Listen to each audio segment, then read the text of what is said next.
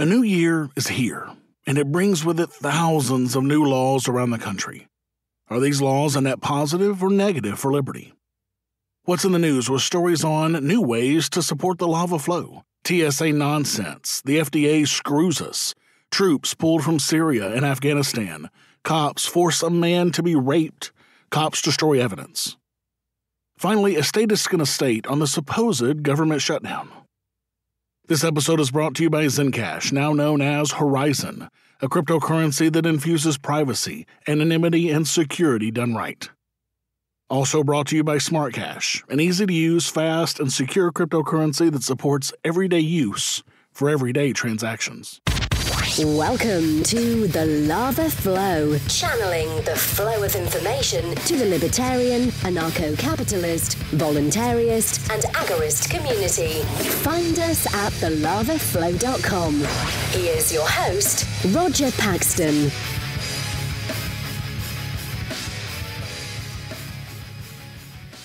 Thank you for joining me this week. From the state that requires you to provide a notice of intent for your neighbors before you start up a crematory in your home, this is the show that will bring you the people, places, and events that everyone in the Liberty Rebellion needs to know. You can catch me on Twitter at the Lava Flow Pod. This is episode 116, New Year, New Laws 2019, and it's Tuesday, January 1st, 2019, when there were more than 987 people killed by police last year, and the United States debt clock shows us at more than $21,909,800,000,000 in debt. What's wrestling my jimmies this week? You're about to find out. Let's do it to it. As has become a bit of a tradition this time of year on the show, I'm going to do a quick rundown of a few of the new laws around the country that take effect today, January 1st. This is, though, the first time I've actually done this on a show that releases on the first day of the year. So let's start with my new chosen home state of New Hampshire. As opposed to many states, New Hampshire only has about 36 new laws taking effect. This is due in part to the state having a very part-time legislature. New Hampshire raised the minimum wage minimum from 13 for girls and 14 for boys to 16 years old across the board. Also, those who hang out in the left lane of a highway may now be subject to a traffic violation and even a fine. The law says, a car shall not be operated continuously in the left lane if it impedes the flow of other traffic at or below the posted speed limit. The consequences? A $50 fine plus penalty assessment, though exceptions will be made to any actual or potential hazards at the time. Another new law establishes stronger procedures for rust examinations during vehicle inspections. And New Hampshire's put limitations on double dipping, the practice of law enforcement and other officials retiring early and returning to work part-time at their departments. The issue is that while doing so, the officials are often still drawing from the New Hampshire retirement system. They work paid hours, continue to draw from their pensions, and are no longer required to pay into the system, a workaround that some people refer to as double dipping. Previously, retirees could return to work up to 32 hours a week without having to give up their pensions, a near full-time gig. The new law curtails the number of eligible hours that the part-time arrangement can be used to 1,352 a year, or just about 26 hours a week, so not a huge change. New Hampshire now also banned female genital mutilation. It now requires workers' comp for emergency responders to include prophylactic treatment for exposure to Hep C and other viruses. New Hampshire established a $100,000 death benefit for any school employee killed on the line of duty, paid for by the state treasurer to the victim's family. And New Hampshire reduced the interest rate imposed on late property tax payments. In New Jersey, though, they are seeing more than 250 new laws take effect. These include new onerous laws on doctors to help stem the opioid crisis. Children younger than 2 must be secured in a rear-facing child restraint system unless they weigh more than 40 pounds. A backup lamp on a motor vehicle must emit either a white or amber light without glare. And hunters can now wear blaze pink instead of the traditional blaze orange if they choose. Now you can totally go fab for the deer. A similar law allowing hunters to wear pink took effect today in Illinois as well. In Massachusetts, the minimum wage went up $1 to $12 an hour, and all 20 states are increasing their minimum wage today. The income tax in Massachusetts went down by a whopping 0.05%. Also, you must be 21 now to buy cigarettes, because God forbid you have a beer and a cigarette before you go kill brown people for your country at an age as young as 17 years old. Also, taxes on rental cars go up, and they've added stricter limits on the use of solitary confinement and other types of restrictive housing for inmates, and included protections for transgender inmates. In the People's Republic of California, hundreds of laws take effect today. Here's a quick rundown of a small portion of them. Minimum wage increased to $12 an hour. There's an expansion of overtime pay rules for farms. Nearly every California employee will now receive biannual sexual harassment training.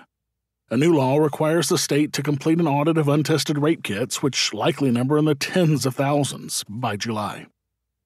Public companies in California must have at least one female director on their boards by the end of the year. The age limit for the purchase of long guns goes from 18 to 21. Anyone convicted of misdemeanor domestic violence going forward will lose his or her right to own a firearm. Because rights are bullshit and the Constitution is useless. Also, California pet stores won't be allowed to sell cats, dogs, or rabbits unless they came from animal shelters or nonprofit rescue groups. California establishments that market kids' meals can only serve water or unflavored milk as the default drink.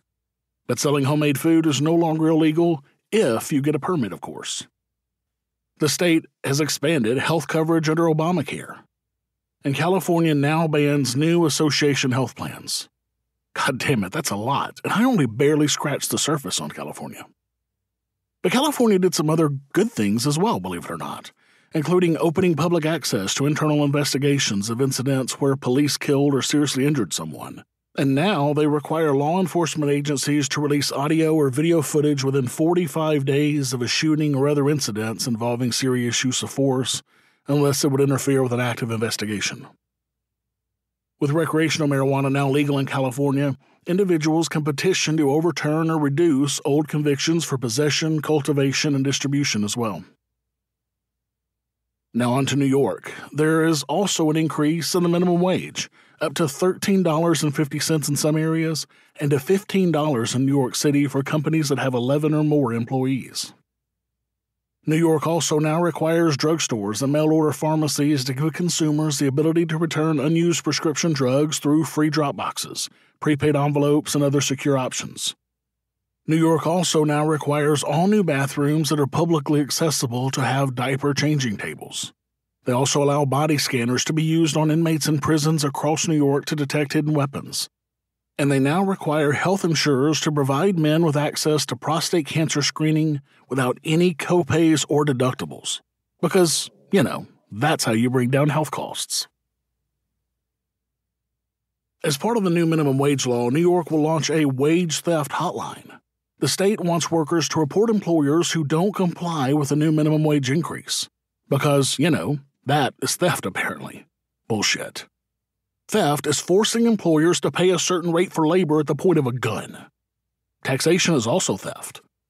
So I hope to see libertarians all over New York calling this wage theft hotline, reporting the government for stealing their fucking wages. Talk about activism. Shut those goddamned hotlines down.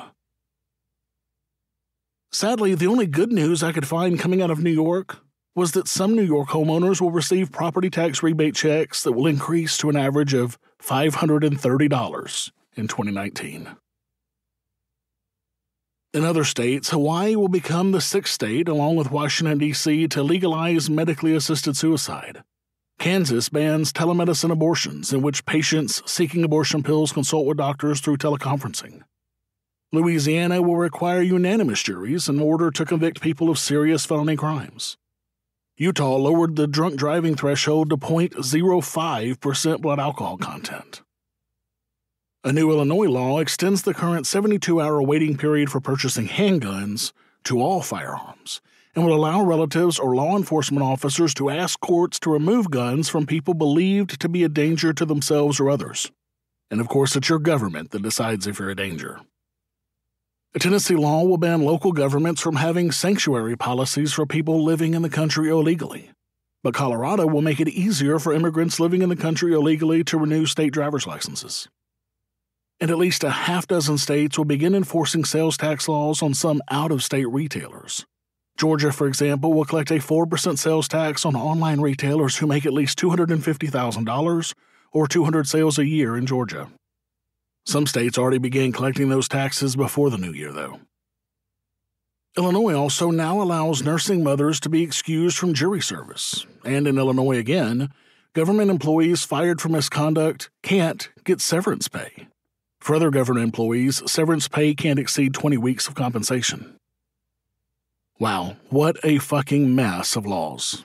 I mean, usually I'm able to find many more actual good laws than I have this year, and I actually looked everywhere for more laws that gave us more freedom or protected freedoms. But this year, they are either just very, very few, or they are just not being reported on.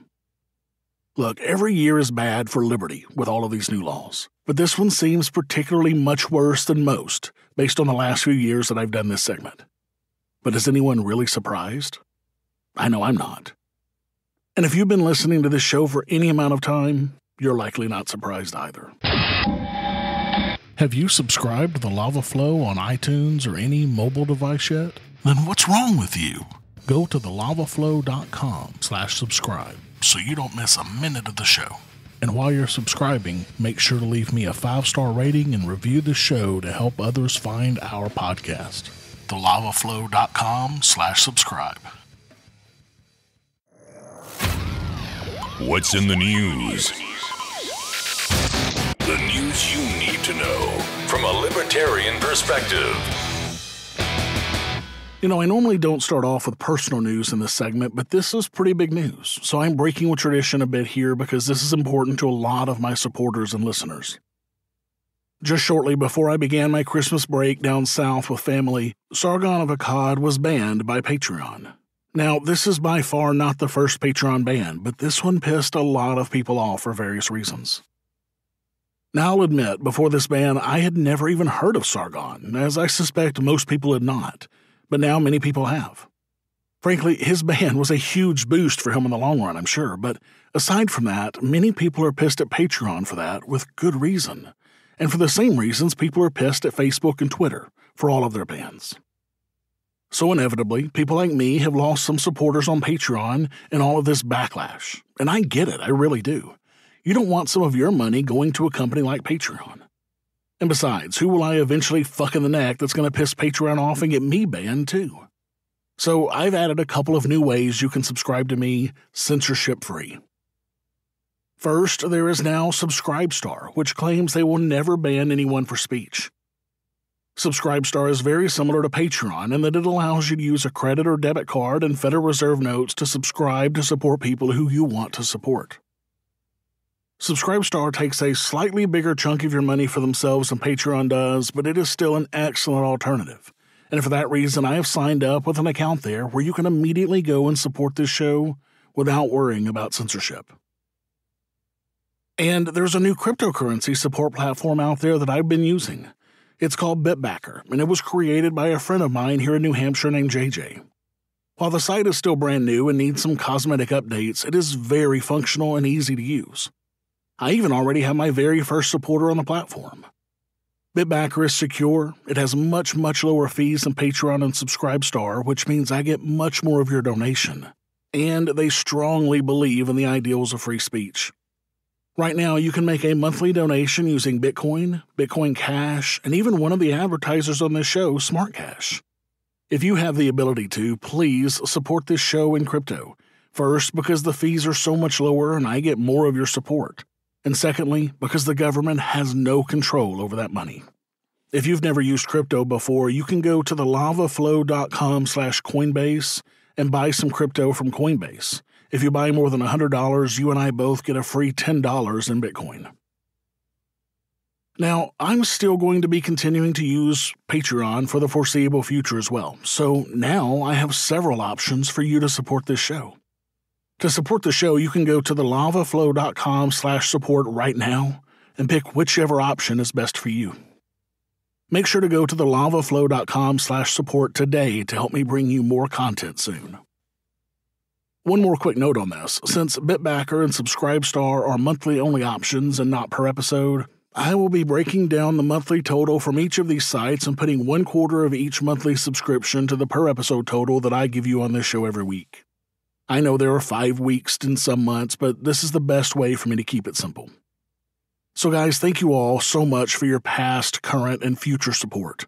I cannot explain to you how helpful it is. It keeps me going and helps keep my kids fed. You guys rock. And if you aren't supporting the show yet, make it one of your New Year's resolutions to help support the show today at thelavaflow.com/support. In I can't make this shit up news, the TSA is so concerned about your fear, they are now looking to deploy more floppy-eared dogs because they are apparently less scary than pointy-eared dogs. I shit you not. Look, in its effort to make the airport security screening process faster, the TSA is employing new high-tech baggage scanners, facial recognition cameras, and automated lanes to eliminate passenger gridlock.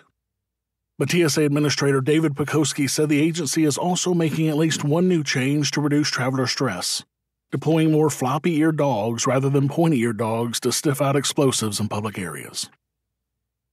During a recent tour of Washington Dulles International Airport, Pekoski told the Washington Examiner that his agency believes floppy-eared dogs are less intimidating to travelers than dogs with pointy ears.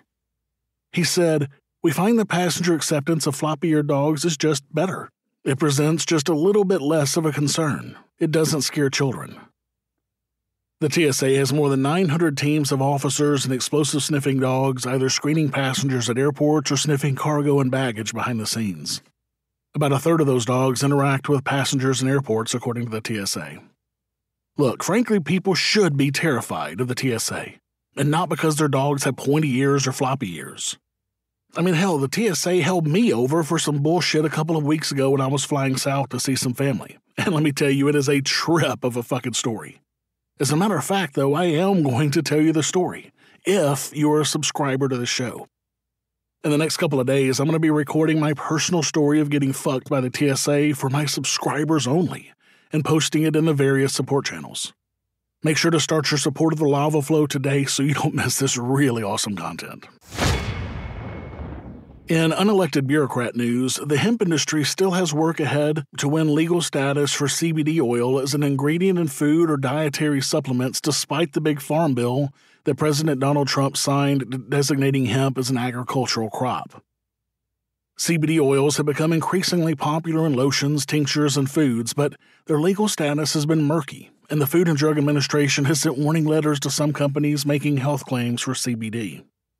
In a statement following Trump's bill signing in Washington, FDA Commissioner Scott Gottlieb restated his agency's stance that CBD is a drug ingredient and therefore illegal to add to food or health products without approval from his agency. Gottlieb wrote, "Selling unapproved products with unsubstantiated therapeutic claims is not only a violation of the law, but also can put patients at risk, as these products have not been proven to be safe or effective." The FDA statement said 3 ingredients derived from hemp, whole hemp seeds, hemp seed protein, and hemp seed oil, are safe as foods and don't require additional approvals, as long as marketers do not make claims that they treat disease. Hemp, like marijuana, already was legal in some states before Trump signed the Farm Bill. But now hemp farmers will be able to buy crop insurance, apply for loans and grants, and write off their business expenses on their taxes just like any other farmer.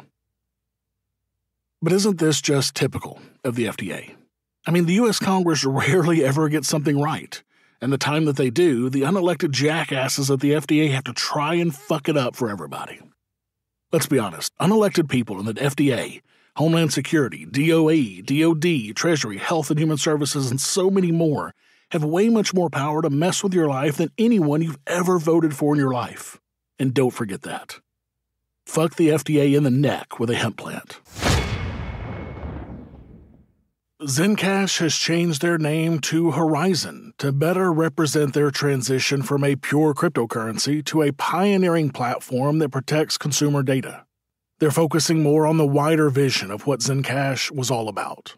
The new name, Horizon, reinforces that the project is forward-thinking and visionary and will broaden the horizons of what the community can accomplish in the world using the platform.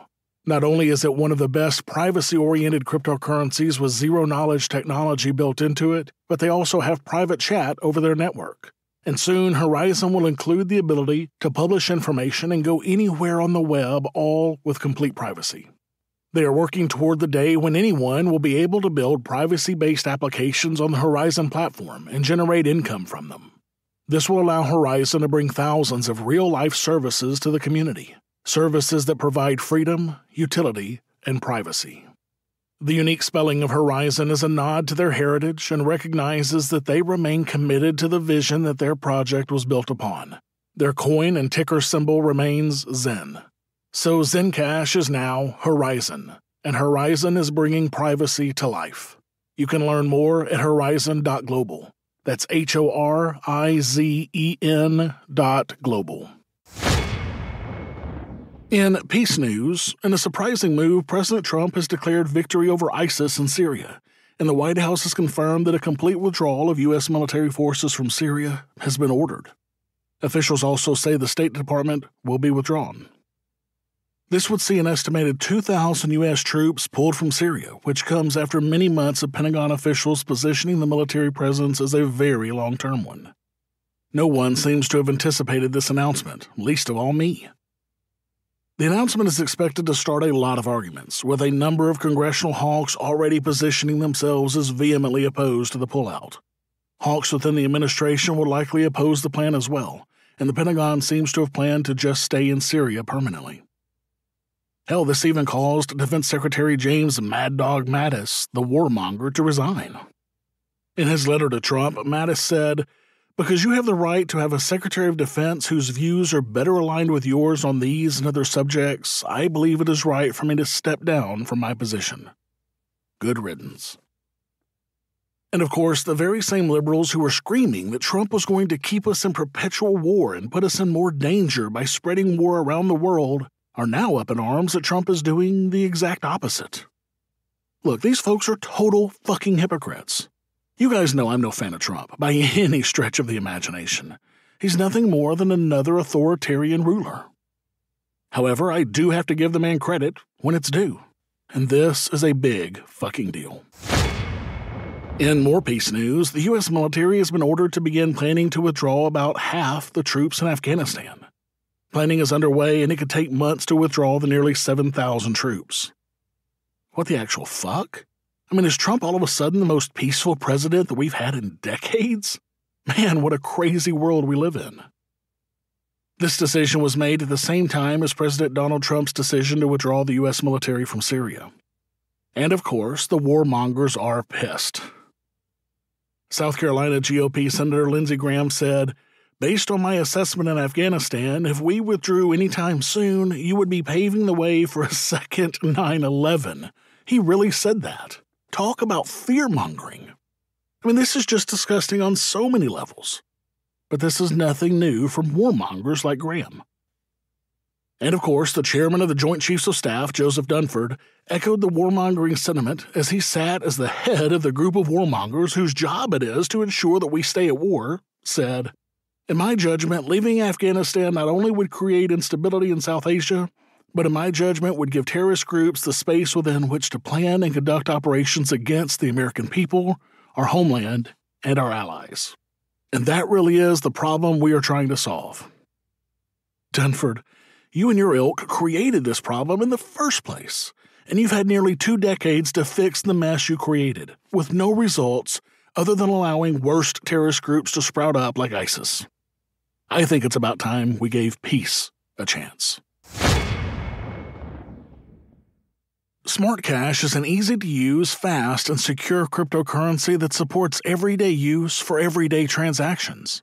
Smart Cash is focused on getting the currency back into cryptocurrency, and their vision is to replace centralized fiat currencies in day-to-day life. Too many cryptos talk about being used as a currency, but they are all focused on something else and leave user experience for both merchant and customer by the wayside. Smart Cash is focused on being used for business payments and POS through such features like their Instant Pay, which allows for trusted transactions in a second, powered and secured by their 20,000 user-run smart nodes. Smart Cash also has a Smart Hive proposal system that is funded by the blockchain, where any user can put forth a project proposal to expand the community, ecosystem, or technology. Holding one smart equals one vote, so all users can participate in voting without having to spend hundreds of thousands of dollars to run a full node. The people working on Smart Cash are broken up into 6 different Smart Hive structuring teams with dedicated team members that are completely funded by the blockchain.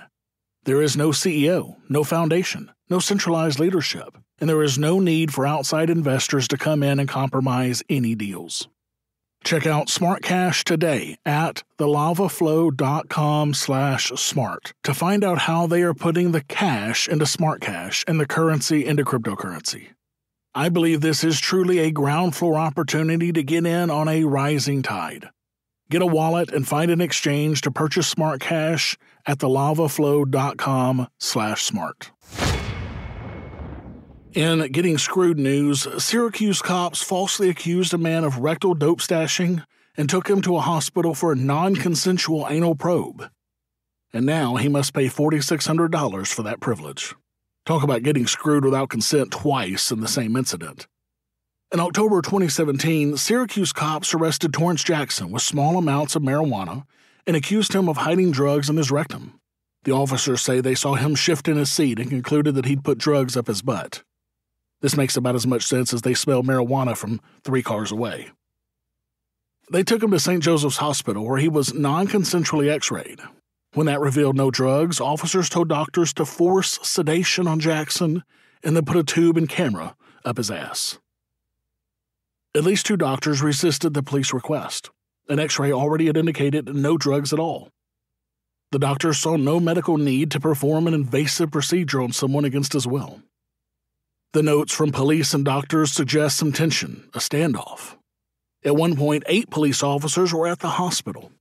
A doctor remembers telling officers, "We would not be doing that." And of course, the hospital's top lawyer got pulled in. He talked with the judge who signed the search warrant, which was written by police and signed at the judge's home. When they were done, the hospital lawyer overruled its doctors. The lawyer told his doctors that a search warrant required the doctors to use, quote, "any means" to retrieve the drugs, records show. Any means? What if that meant cutting him open or killing him to search for drugs? But of course, even after the forced rape of this man, no drugs were found. Critics say the cops, the judge, and the hospital may have violated the civil rights of the suspect, subjecting him to medical risk and exposing the city and the hospital to a lawsuit. You think? After Jackson was released, St. Joseph's Hospital billed him $4,595.12 for the privilege of being forcibly raped non-consensually by them. Jackson is refusing to pay the bill, as he should. He did not ask for this medical procedure, and the cops forced the hospital to rape this man, basically at gunpoint. Now they are trying to rape him all over again. If anyone should be paying for this procedure, it should be the people who requested the procedure in the first place, the police or the judge who issued the warrant. In destroying the evidence news, a Southern California city plans to shred more than 100 police shooting and internal investigation records ahead of a new state law that could allow the public to access the documents for the first time ever. The city of Inglewood made the decision at a city council meeting earlier this month, according to a report by the LA Times. The move is troubling to the civil liberties advocates who are behind the new law, which makes public internal investigations of officer-involved shootings, other major uses of force, and confirmed cases of sexual assault and lying on duty. The law takes effect today, January 1st. Marcus Benigno, a spokesman for the American Civil Liberties Union of Southern California, said in a statement, "Inglewood's decision undermines police accountability and transparency against the will of Californians. The legislature passed this law because communities demanded an end to the secrecy cloaking police misconduct and use of force. It's unclear at this time whether the records have already been destroyed or not.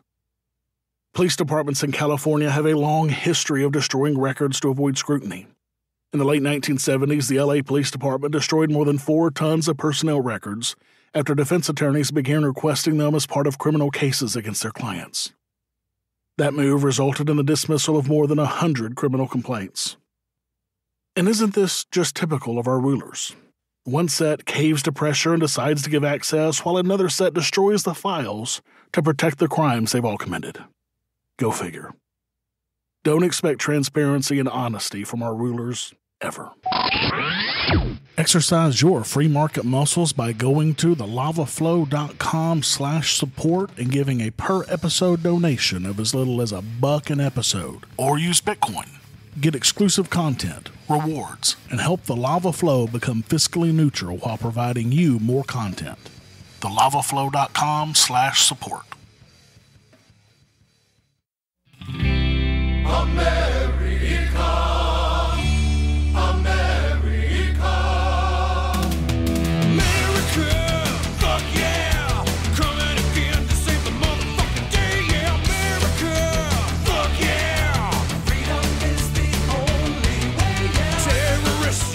Statist's got a state.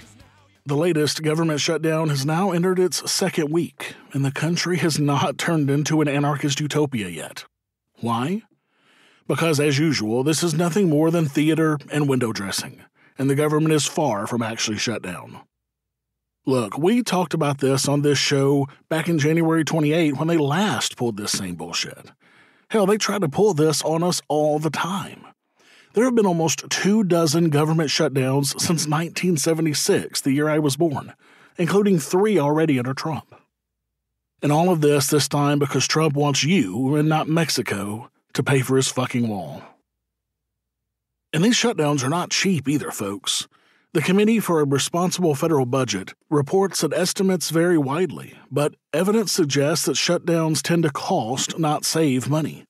A recent shutdown cost the government $1.4 billion, according to an estimate by the Office of Management and Budget. And only about a quarter of federal employees will be out of work or working without pay. Of course, if past shutdowns are any indication, those who don't work will get paid anyway during the furlough. After the majority of shutdowns, Congress passes a law to pay the back pay for those furloughed employees who didn't work during the shutdown. Hell, the U.S. Senate has already passed such a law for this current shutdown before adjourning on Friday, passing a bill to ensure federal employees who are furloughed get back pay. It was passed by unanimous consent, but it will still need to pass the House. Acting Environmental Protection Agency Administrator Andrew Wheeler sent an email to agency staff on December 27th informing them that if a shutdown deal was not reached by midnight on December 28th, the agency would begin orderly shutdown procedures. Now, that's one government agency that very few people will miss. The Smithsonian announced that all museums, research centers, and facilities, including the National Zoo, would close starting January 2nd if a shutdown deal was not reached. At the National Zoo in Washington, D.C., all animals will continue to be fed and cared for, well, thank God, during the shutdown, but live animal cams, including the popular Panda Cam, would no longer broadcast once the zoo closes. See what I'm talking about? This is all about theater. It's a show. I mean, how much does it cost to run those fucking live animal cams? Pennies, folks. But they want the average person to believe that this shutdown is hurting them individually. God forbid that they can't see their Panda Cam for a few fucking days. Look, it's rare that the government says anything they do is unessential, so the fact that they're saying so is a win in my book. Every time a shutdown like this happens, it makes more and more people understand how truly unessential the government really is. I support this shutdown, not because I support Trump's wall, but because I support a total, complete, and unending government shutdown. Thank you for listening to the show this week. As always, I need to thank my favorite travel partner, Jessica, for her help with the show. For the show notes to this episode, where I put links and other information that's been on this show, go to thelavaflow.com/116. I've got a new supporter this week. Orion VK began a $2 per month support of the show using Bitbacker. Thank you so much, Orion, for being my very first Bitbacker supporter. Lead the way, sir. You rock. Thanks to Orion and all of my awesome supporters, I am at $272 per episode, or 54.4% of the way towards my next goal of $500 per episode. Thank you for all of your support, guys, really. Remember, when I hit this next goal, I'll be upping the content I bring you from half an hour per week to a full hour. I know you want more content from me, and I want to give it to you. So add your pledge today to help me bring you twice the lava flow that you're getting today. So exercise your free market muscles by going to thelavaflow.com/support and giving a per-episode donation of as little as $1 an episode using Federal Reserve notes through Patreon or Bitcoin through Coinbase, or subscribe monthly using Subscribestar or Bitbacker. I want to be able to bring you more content soon, so make sure to add your donation today to help make that happen. I have 2 new Apple Podcast reviews this week. Anthony Ray said, "Blown away. After browsing podcast after podcast searching for the perfect one, I finally found it in the Lava Flow. Roger has a unique way of informing us of crucial info so the average Joe can understand. The topics and thoughts he presents are not sugar-coated, but come in a straightforward manner so you know you're not getting bullshitted. You always have the feeling Mr. Paxton is looking you dead in the eye during the show. Keep it up, sir. I've already turned a couple of coworkers onto the show, and much like myself, they have become fans after the first listen. I urge everyone to lend him your ear, and if you like what you hear, show him some support so we can get this content widespread. Thanks, Roger, and to anyone who happens to read this review, keep striking the root." Wow, Anthony, that is one badass review, man. And I am looking you dead in the eye during every show, I promise. Also, thank you for turning your coworkers onto the show as well. That's huge. And Crazy Gal 33 said, "News and views. This is a no-compromise liberty take on current events." Thanks so much, Crazy Gal, for that awesome review. You rock. And if you have a minute and you want to hear your review read right here on the show, please go to thelavaflow.com/Apple and leave me a rating and a review. All the cool kids are doing it. Thank you to everyone who's left me a rating and a review so far. You guys rock. To all of you who haven't, can you guys help me out and go leave a review for me? Go to thelavaflow.com/Apple to do that now. Until next time, keep striking the root. Thank you for listening to The Lava Flow at thelavaflow.com. Don't miss an episode. Subscribe now at thelavaflow.com/subscribe. This has been a Pax Libertas Productions podcast.